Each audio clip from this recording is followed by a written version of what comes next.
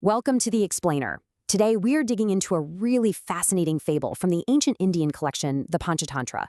It's an incredible story about greed, trust, and, how our own worst habits can end up being our undoing. So, our story kicks off not with a hero, but with this overwhelming sense of anxiety. This quote just nails it, right? The idea that getting money is tough, but man, holding on to it, that's even tougher. This feeling introduces us to our first character, a guy who is completely consumed by the treasure he's trying to protect. And that guy is a Sanyasi, a holy man by the name of Dave Sharma. Now, he's supposed to look all pious and spiritual on the outside, but his entire life is actually ruled by this one all-consuming secret obsession. You see, a Sanyasi is supposed to be someone who has renounced worldly things, but Dev Sharma, he's so rich from selling gifts he's been given that he doesn't trust a single soul. He literally clutches his money to his body, day and night, turning himself into this walking contradiction, a holy hoarder. And, wherever there's a hoard of treasure, there's usually someone hunting for it. Turns out, the sannyasi's paranoia wasn't completely off the mark, because his little treasure had already caught the eye of a very different kind of person. Let's meet Ashad Bhuti. He's a con artist, through and through. And he's smart. He knows he can't just use force to get the money. So he cooks up this much more devious plan. He's going to use charm, wrap his greed up in the language of spirituality, and get close that way. And wow, his performance is just flawless. On the outside, he's delivering this beautiful, poetic speech about how life is meaningless and he needs a spiritual guide. But on the inside, his brain is a one-track record just playing the thought, how do I get that money? Over and over again. Our Sanyasi, probably a little starved for some praise, totally falls for it. Hook, line, and sinker. He is so impressed, he immediately accepts Ashad Bhuti as his disciple. But that old paranoia is still kicking around, so he adds one very important rule. The new guy is not allowed in his sanctuary at night.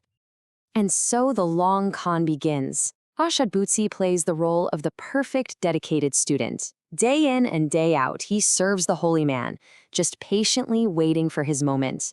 And every single day, the sannyasi never, ever lets go of that money bag, until, finally, the routine is broken.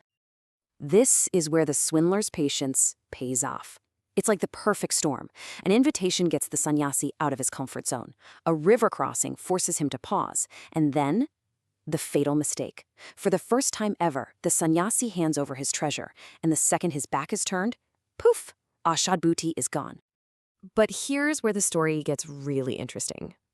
While the sannyasi is away from the riverbank, completely clueless that he's just been robbed blind, he witnesses this small, violent little drama unfold in the distance. It's a story within the story. He sees these two powerful rams just going at it, ramming their heads together with so much force that blood is literally oozing from their skulls. They are so locked into their fight, they can't see anything else. And of course, the smell of blood attracts a visitor. A jackal shows up on the scene. It doesn't see the danger of the fight. All it sees is the reward, all that blood on the ground right between them. The sannyasi is watching this whole thing, probably thinking to himself, what a foolish animal.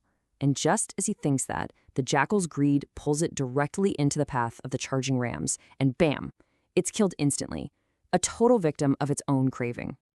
So when the sannyasi gets back to the riverbank and finds his disciple, his robe, and all his money gone, the two stories, his own personal tragedy and the jackal's, they just suddenly and tragically collide right in his mind. It seems like a pretty weird question, right? I mean, one is a man of supposed wisdom, the other is just a wild animal. But the answer to this question is the entire moral of the fable. In that moment of absolute despair, the sannyasi finally understands the connection. Their downfall wasn't just bad luck. It wasn't even just the swindler's fault. As the story puts it, both the jackal and the sannyasi were themselves to blame. They were the architects of their own destruction. You see, both of them were taken down by the exact same fatal flaw, greed. It just wore a different mask for each of them. For the sannyasi, it was this paranoid greed that was totally blinded by a few sweet words. For the jackal, it was a reckless physical craving that made it blind to very obvious danger. In the end, They were both so focused on what they wanted, they couldn't see the trap closing in around them. And so this ancient story leaves us with a really powerful question for our own modern lives. The swindlers and the dangers out there might look different today, sure, but the internal flaws that make us vulnerable, those haven't changed one bit.